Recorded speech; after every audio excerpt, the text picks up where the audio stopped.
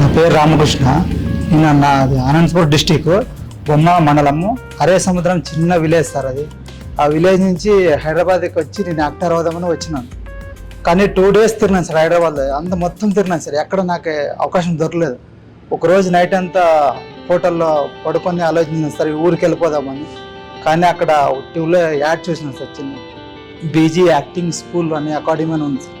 గడిచిపోయిందేమో కానీ నాకు మాత్రం నీ మాటలు వింటూ 1 year గడిచిపోయింది. నాకు ఇంటికి వెళ్ళిపోతున్నా.